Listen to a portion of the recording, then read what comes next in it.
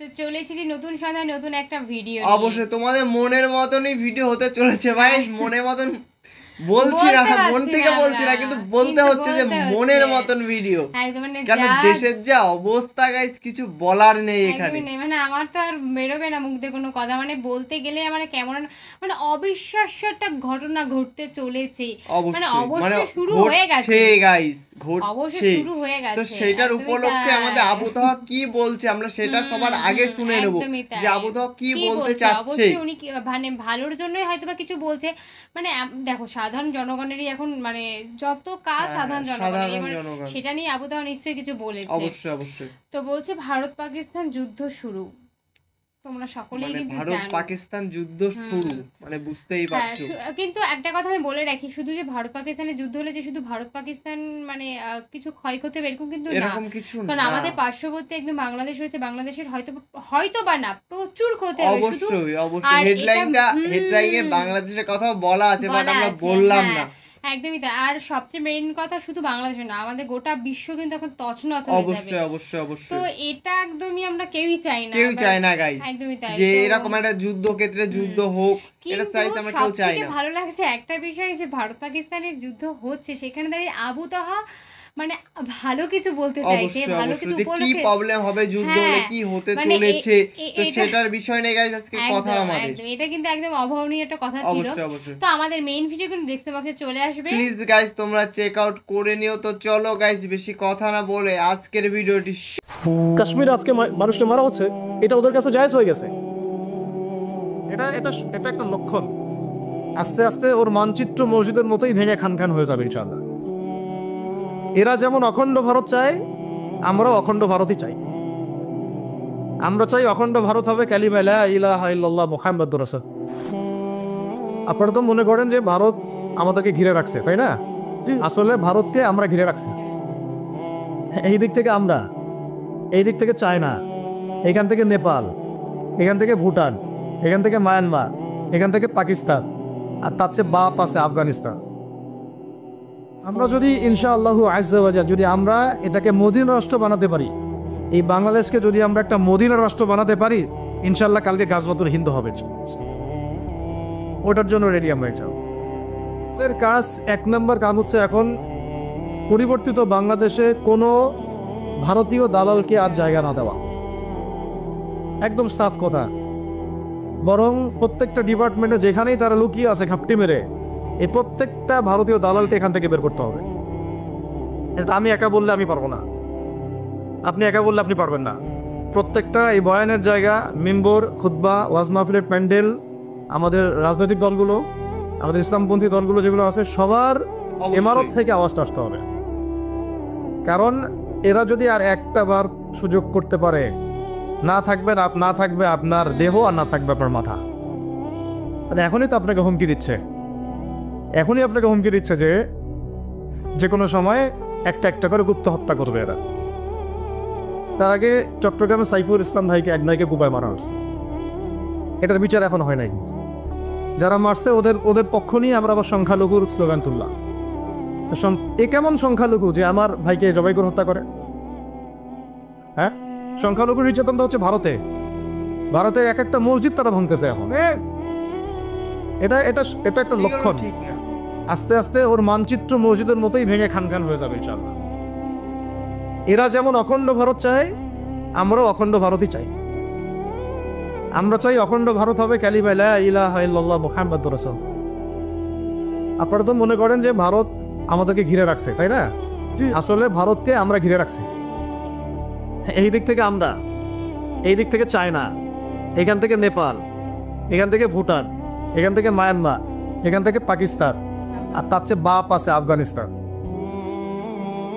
আছে না আফগানিস্তান? ওদের সাথে কেউ পারছে এই পর্যন্ত? আফগানের ভাইরা নিজেদেরকে গড়ে নিচ্ছে এখন, বোঝাচ্ছে।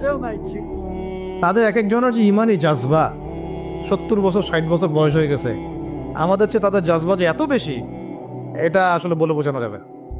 এমন কথা হচ্ছে, আমরা একটা কাপুরুষতার পরিচয় দিচ্ছি। নেপাল ওকে টাইম দেয় না, ভুটান টাইম দেয় না, মায়ানমার টাইম দেয় না, চায়না তো দেয়ই না। আর আমরা তাকে একেবারে প্রভুর আসনে বসায় রাখছে। আমরা কি দিছি? আমরা ইলিশ দেই, আমরা ট্রানজিট দেই, আমরা রেল দেই, আমরা বন্দর দেই, আমরা আর কি দেই, গ্যাস তো দেই মাশাআল্লাহ, তারপরে পণ্যগুলো তো দিচ্ছি, গার্মেন্টস দিয়ে দিচ্ছি, আমাদের প্রশাসনের মধ্যে লোকজন দিয়ে দিচ্ছি, কর্মী শ্রমিক দিয়ে দিচ্ছি। এই জন্যই তো বলি কেন সে স্ট্যাটাস দেয় যে এই স্বাধীনতা তার স্বাধীনতা, এটাই তার কারণ। তার মানে তারা আমাদের সার্বভৌমত্বটাকে স্বীকার করে না, তাই না? তারা যদি আমাদের স্বাধীনতা সার্বভৌমত্বকে স্বীকার করতোই তাহলে তো এরকম স্ট্যাটাস দিত না, বুঝছো কি? তো এখন কথা হচ্ছে আমরা মাথা নত করার জাতি না। আমাদের নবী মুহাম্মদ সাল্লাল্লাহু আলাইহি ওয়াসাল্লাম মাথা উঁচু করে দাওয়াতি কাজ করছেন, মার খেলেও কখনো তিনি মাথা নিচু করেন নাই। সাহাবায়ে কেরাম রাদিয়াল্লাহু আনহুম আজমাইন মাথা উঁচু করে দাওয়াতের কাজ করছেন, কারোর সামনে মাথা নত করেন নাই ইল্লাল্লাহ, আল্লাহ ছাড়া। মার খেয়েছেন, হিজ্জত করতে হলে হিজ্জত করেছেন, কখনো মানুষ গালি দিয়েছে, গালি সহ্য করেছেন, কখনো মদিনা চলে যেতে হয়েছে, দেশ ছাড়তে হয়েছে, দেশ ছাড়ছেন, আবার কখনো ইসলামী রাষ্ট্র কায়েম করতে হয়েছে, রাষ্ট্র কায়েম করছেন। জিহাদ করার দরকার জিহাদও করছেন, কেতালের দরকার কেতালও করছেন, আস্তে আস্তে মক্কা বিজয় করছেন, করেন নাই? সিরাত পড়তে হবে, সিরাতের ধারাগুলো আমাদেরকে বুঝতে হবে। এবার আমরা তো তার উত্তরসূরি, আমরা তাদের উত্তরসূরি। প্রথম কথা হচ্ছে আমরা আমাদের নত জানু মনোভাবটাকে আগে ত্যাগ করতে হবে, 1 নাম্বার। আর অতীতের জীবনের যে ভুল ত্রুটিগুলো দ্রুত সংশোধন করতে হবে। এখন আর আমাদের হাতে অনেক লম্বা সময় আছে এমন না, বিষয়গুলো কত কি যে দ্রুত হয়ে যাবে আপনি হয়তো ভাবতে পারেন। বিশ্বটা খুব দ্রুত চেঞ্জ হচ্ছে। বাংলাদেশে এখন সেই অবস্থাটা নাই, কিন্তু বাংলাদেশে তাবলীগের মেহনত, আমর বিল মারুফ নাহির মুনকারের মেহনত তো চলবে, মানে তাবলীগের মেহনত, দাওয়াতের মেহনতটা চলবে। যদি কখনো বাংলাদেশে দেখা যায় যে দেশের শত্রুরা বা দিনের শত্রুরা বা উগ্রবাদীরা এই দেশের স্বাধীনতা সার্বভৌমত্বের উপর আক্রমণ করে, তখন কি আমাদের উপরে জিহাদ ফরজ হবে কিনা? এখন যদি তাই হয়, এখন আপনাদের কি মনে হয় এটার সম্ভাবনা আছে না নাই? এটুকু ইন্টেলেকচুয়াল অবস্থা তো আপনাদের আছে, এটার সম্ভাবনাও হতে পারে, আজ হোক কাল হোক, হতেই পারে। তখন আমার প্রিপারেশনটা কী হবে সেটা আমাকে এখন জানতে হবে। আমার প্রিপারেশনটা কী হওয়া উচিত? প্রথম প্রিপারেশন হওয়া উচিত আগের সমস্ত জিন্দেগিতে যা করছি নিজেকে আল্লাহর দিকে ফিরে নিয়ে আসা। এটা প্রথম কাজ, যে আল্লাহর দিকে ফিরে আসা নেই, তার সাথে না জিহাদের সম্পর্ক আছে না কিতালের কোনো সম্পর্ক আছে, সে তো আল্লাহর পথেই নাই। তো প্রিয় যুবক ভাইয়েরা, আগে প্রথম কথা হচ্ছে আগে আপনি আল্লাহর দিকে ফিরে আসেন, 1 নম্বর। দ্বিতীয় কথা হচ্ছে এরপরে আমাদের প্রয়োজন শারীরিক প্রস্তুতি। যেমনটা বললাম যে কোনো অবস্থাতেই আলেম ওলামাদেরকে, দায়ীদেরকে, মুফতিদেরকে, মুহাদ্দিসদেরকে, মাদ্রাসার শিক্ষকদেরকে, খতিবদেরকে ভিতরে ঢুকতে দেওয়া যাবে না। কারণ আপনাদেরকে যদি ভিতরে নিয়ে যাওয়ার স্কোপ পায় তারা নতুন করে আবারও কেউ, তাহলে আর সুস্থ রাখবে না, তো ফিজিক্যালি আপনি ঠিক থাকতে পারবেন না। অতএব একটা সামাজিক প্রতিরোধ গড়ে তুলতে হবে সবসময়। মানে একটা এলাকার মধ্যে একজন আলেম আছেন, সেই আলেমকে এলাকা থেকে নিতে পারবে না, তাকে নেওয়ার আগে 100 জনের উপর গুলি চালাইতে হবে, এমন একটা মুভমেন্ট থাকতে হবে। প্রতিবাদ না করলে আপনি বান্দরবনে যান, বান্দরবনের পাহাড়ি এলাকায় গিয়ে কোনো একটা পাহাড়ি লোককে উঠাই নিয়ে আসেন, দেখি কত বড় সাহস আছে আপনার। আর্মি পর্যন্ত পারে না, পারে না, সেনাবাহিনী পারে না, পারে? আরে পাহাড়িরা ওইখানে ঐক্যবদ্ধ হয়ে যায়, ওদের মহিলারা ঝাড়ু নিয়ে সামনে চলে আসে। এই আমাদের বান্দরবনের কথা বলতেছে। ওখানে যে কুকি চিং একটা ফ্রন্ট গঠন করছে সশস্ত্র বিদ্রোহীরা, ওই অংশটুকুকে নিয়ে একটা মাস্টার প্ল্যান আছে ওদের। ওই অংশটুকুতে তারা একটা খ্রিস্টান রাজ্য বা আলাদা একটা পাহাড়িদেরকে নিয়ে একটা রাষ্ট্র প্রতিষ্ঠা করতে চায়, এটা ওদের স্বপ্ন আর কি। এই উদ্দেশ্যে তারা হাঁটতেছে এবং তারা অস্ট্রেলিয়ার ভাষায় কথা বলে। ওখানে তারা পতাকা বানাইছে, মানচিত্র বানাইছে, এমনকি লাস্ট টাইম আমরা ওখানে গিয়ে শুনলাম যে মুদ্রাও নাকি বানাচ্ছে। মুদ্রা বুঝতেছেন বিষয়টা কত ডিপ? আমাদের রাষ্ট্রে যে কত সমস্যা, আর জানি না যারা দায়িত্বে আছে তারা কি করতেছে, আসলে কোন দিকটা সামাল দিচ্ছে? অর্থনৈতিক দিকটা দেখবে না এই পাহাড়ি এলাকার সমস্যাগুলো মেটাবে, নাকি আমাদের মুসলিম উম্মার অভ্যন্তরীণ সমস্যাটা মেটাবে, না শহীদ ভাইদের খবর নেবে, না পঙ্গু ভাইরা যারা পড়ে আছে হাসপাতালে তাদের খবর নেবে? সিনেমা দেখতে বসে গেছে। কোন আক্কেলে সিনেমা দেখেন আপনি? আপনার সিনেমা দেখার সময় কোথায়? সিনেমা দেখার সময় কোথায়? এই যে যতগুলো ভাই শহীদ হয়েছে তাদের পরিবারের খোঁজখবর নেওয়া লাগবে না? এবং যতগুলো ভাই এখন হাসপাতালে কাতরাচ্ছে তাদের সঙ্গে হাজার হাজার হাজার হাজার ছাত্র ভাই, তাদের চিকিৎসা করানো লাগবে না? যত মানুষকে গুম করা হয়েছে তাদেরকে মুক্ত করা লাগবে না?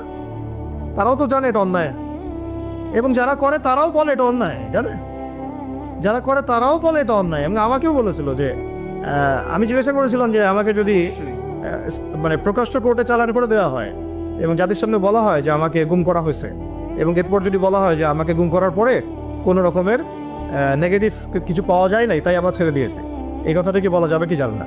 তারা বলছে যে না, এটা বলা যাবে না, কারণ এই কাজটা তো মানবতা বিরোধী অপরাধ, এটা করলে তো বললে তো সবাই আবার বুঝে ফেলে। তো এই হলো অবস্থা। ওখানে আমরা বুঝেছি যে বাংলাদেশের প্রশাসনে দুইটা ভাগ আছে। একটা ভাগ হচ্ছে মারাত্মক রকমের ইসলাম প্রিয় এবং দেশপ্রেমিক, মাশাআল্লাহ, আমরা তাদেরকে স্যালুট জানাই, মাশাআল্লাহ। কিন্তু আপনারা ভুল জায়গায় শ্রম দিচ্ছেন, আপনারা ভুল জায়গায় মেধা শ্রম এবং আপনাদের জীবন নষ্ট করতেছেন। আপনাদের থাকা দরকার ছিল ওলামায়ে কেরামদের সাথে, তাহলে আপনাদেরকে টক্কর দিয়ে কেউ সামনে যেতে পারতো না। আপনারা খালিদ বিন ওয়ালিদ হতে পারতেন আমাদের, আপনারা কিন্তু ওমর ইবনে খাত্তাব হইতে পারতেন। ওইখানে ঢুকে আপনারা শুধুমাত্র দুনিয়ার স্বার্থে সব নষ্ট করতেছেন। আমাদেরকে বলা হচ্ছে হুজুর বদদোয়া করিয়েন না, হুজুর ছেড়ে দিচ্ছেন, আমাদেরকে বদদোয়া দিয়েন না আবার বের হয়ে। আমাদের চাকরি এটা, ডিউটি এটা। এক ভাই আমাকে কোরআন এনে দিয়েছিল, নির্জনতা তো ওখানে নির্জনতার সঙ্গী হচ্ছে কোরআন, কোরআন এবং নামাজ। তো এক ভাই দেখেছে আমি একটু নির্জন, মন খারাপ বসে আছে, একটা কোরআন নিয়ে এসে দিয়েছে, হুজুর কোরআন পড়েন আপনি, মন ভালো হবে। আর একজন এসে কোরআন নিয়ে চলে গেছে। কোরআন পড়ে ওখানে যদি আপনি আবার উল্টাপাল্টা কিছু করেন, ওদের নিয়ম নাই কোরআন দেওয়া, কোরআন দেওয়ার কি নাই, নিয়ম নাই। তো এই হলো অবস্থা। কথা হচ্ছে যে এই ভাইদেরকে মুক্ত করাও তো তাদের কাজ ছিল। যে ওলামায়ে কেরামদের একজনের উপরে 3টা 4টা 5টা 10টা করে মামলা এখনো চলতেছে, তাদেরকে মুক্ত করা উচিত ছিল না? আর এই পুরো জুলুমের পিছনে যত জালেম ইনভলভ ছিল তাদেরকে আইডেন্টিফাই করে ভিতরে ঢুকানো উচিত ছিল না? হয়েছে সবকিছু না। এই জিনিসগুলোর মধ্যে অনেক গ্যাপস আছে। এগুলো যদি এভাবে চলতে থাকে তাহলে আগামীতে আমরা যারা ইসলামিক রাজনীতি করব বলে চিন্তা করতেছি বা ইসলামকে রাষ্ট্র ক্ষমতা নিতে চাই, আমরাও কিন্তু বেদ পাবো, আর ভালো রকমের বেদ পাইতে হবে। আর বিগত সময়ে আমরা অনেক ভুল করছি, যেমন এমন খারাপ করেন না এগুলো, আমরা ভুল করছি এই যে আমরা সেকুলারদেরকে অনেক বিশ্বাস করে ফেলছি, ওদের সাথে জোট করতে গেছি, ঠিক আছে, ওদেরকে আমরা ভাই বোন করার চেষ্টা করছি। আসলে এদের সাথে আর কাফেরদের সাথে কোনো পার্থক্য না। সেকুলারিজমে যারা আছে আর কুফার যারা, এদের মধ্যে কোনো পার্থক্য নেই। ওই কালিমা পড়া না পড়ার পার্থক্য তো, বাকি আপনার পিঠে ছুরি এরাও মারবে ওরাও মারবে। আর আমি ছোট মানুষ, ছোট জায়গা থেকে বলতে চাই যে আমাদের যে ওলামায়ে কেরামগণ মাঠে আছেন, যে রাজনৈতিক দলগুলো আপনারা মাঠে আছেন, এবার আপনারা কোনো রুটির টুকরার জন্য লড়বেন না, এবার পুরা রুটি নিয়ে লড়বেন। প্রত্যেক আসনে প্রার্থী দিবেন আপনারা, যেহেতু এর বাইরে সিস্টেম এখন অন্য সিস্টেমে যাওয়ার সুযোগ হচ্ছে না, তাহলে পুরা রুটিটার জন্য লড়তে হবে আপনাদের। আমাদের টার্গেট হচ্ছে এখন একটা ইসলামপন্থী সরকারকে রাষ্ট্র ক্ষমতায় নিয়ে যাওয়া, এটা আমাদের একটা প্রধান টার্গেট। এখন আমাদের এজেন্ডা স্পষ্ট, কোনো গোপন এজেন্ডা নাই আমাদের, কি নাই কোনো গোপন এজেন্ডা নাই। আমরা চাই বাংলাদেশে এখন একটা ইসলামপন্থী রাষ্ট্র ব্যবস্থা গড়ে উঠুক, ইসলামপন্থী সরকার শাসন ক্ষমতায় আসুক। এটার জন্য আপনাদের সবার ভূমিকা আছে। কেউ কথা দিয়ে ভূমিকা রাখবেন, কেউ লিখবেন, কেউ বলবেন, কেউ যেভাবে হোক আপনাকে ভূমিকা তো রাখতেই হবে। কারো বসে থাকার সুযোগ নেই এখন আর। এই রাষ্ট্রটাকে ইসলামিক রাষ্ট্র হিসেবে গড়ার দায়িত্ব এখন সবার কাঁধে আসছে। আমরা আমাদের জায়গা থেকে বলতেছি, বাকি কাজ কিন্তু আপনাদেরকে করতে হবে, আল্লাহ পাক করার তৌফিক দান করে। আর ইসলামপন্থী ভাইদের আপোষের যে দূরত্ব, এটা কমায় ফেলতে হবে। এই দূরত্ব রাখা যাবে না। ইখতিলাফ আছে থাক, যদি আকীদাগত মৌলিক কোনো পার্থক্য না থাকে, আমরা তো ভাই ভাই নাকি? আমাদের চেয়ে কি মানে সেকুলাররা আমাদের বেশি বড় ভাই? আমাদের চেয়ে কি ওই যে নাস্তিক মুরতাদরা আমাদের বড় ভাই? কমিউনিজমে যারা আছে ওরা আমাদের বড় ভাই? এই গণতন্ত্রপন্থী যারা একবারে কট্টর, ওরা আমাদের দিনী ভাই নাকি? আমাদের তো ভাই, সোজা কথা হচ্ছে ইন্নামাল মুমিনুনা ইখওয়া, ইন্নামাল মুমিনুনা, মুমিন যারা মুমিন, মুমিন ভাই, মুমিনে মুমিনে কি ভাই, খালাস। আল মুসলিম আখুল মুসলিম, মুসলিমের ভাই কি মুসলিম, খালাস, এইটুক। মুসলিম আমার ভাই, মুসলিম আমার ভাই। এখন যারা এদেশের রাষ্ট্র ক্ষমতায় ইসলামকে চায় না, তারা আমাদের ভাই না। সে যে কোনো নামে আসুক, এক্স ওয়াই জেড, দেখার দরকার না। এক্স নামে আসুক, ওয়াই নামে আসুক, জেড নামে আসুক, যারা রাষ্ট্র ব্যবস্থা ইসলামকে চায় না, তারা আমার ভাই। এখন রাষ্ট্র ব্যবস্থা ইসলাম চায় যে ভাইরা আমাদের, ওই ভাইদেরকে একসাথে থাকতে হবে। আল্লাহর কসম করে বলতেছি, ইনশাআল্লাহ যদি এই ভাইরা আমরা একসাথে থাকতে পারি, এর সাথে আমরা দায়ীরা, তালেবে ইলমরা এবং আপনারা তো যুব সমাজ আছেন, আমাদেরকে টক্কর দিয়ে বাংলাদেশের রাষ্ট্র ক্ষমতায় কেউ যাইতে পারবে না ইনশাআল্লাহ। সবাইকে ভূমিকা রাখতে হবে।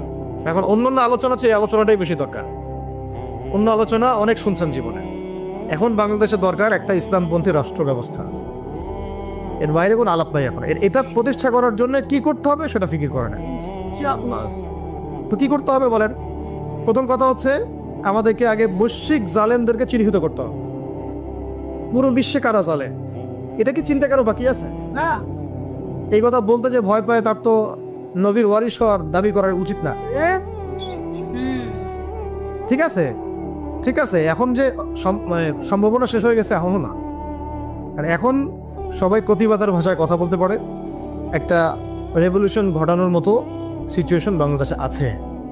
অন্তত পক্ষে আমাদের ভাইদের মধ্যে আমরা দেখেছি, ছাত্র ভাইদের মধ্যে সাহস তো মাশাআল্লাহ অবশ্যই আছে, ডেডিকেশন আছে, জীবন দেওয়ার মানসিকতা আছে। তাদেরকে খালি নার্সিং করতে হবে, জীবনটা যেন ভুল পথে না যায়। এখন আবু সাঈদের রক্তের উপর দাঁড়ায় যদি কোনো সেকুলার ক্ষমতায় আসে, তাহলে এটা আবু সাঈদের রক্তের সাথে গাদ্দারি হচ্ছে। এই মুগ্ধদের রক্তের উপর বানায় যদি কোনো জাতীয়তাবাদীরা আর ওই সেই গণতন্ত্রপন্থীরা, ওই ইসলামের দুশ্মনরা, ওই ভারতের দালাল্লাই যদি ক্ষমতায় আসে, তাহলে এটা ওদের রক্তের সাথে গাদ্দারি হচ্ছে। এই গাদ্দারির মাফ হবে না।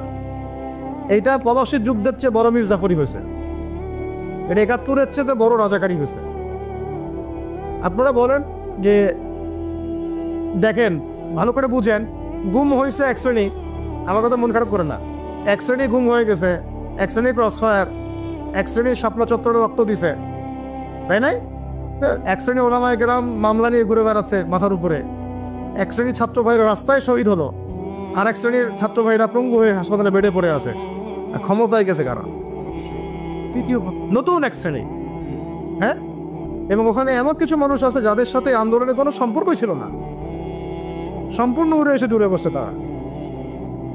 তারা দেখেন ইসলামিক রাজনৈতিক দলগুলোকে সামনে রাখা যাইতো, তাদের থেকে তো উপদেষ্টা একটাও নেয়। জামাত ইসলাম থেকে একটা উপদেষ্টা নিছে কিনা?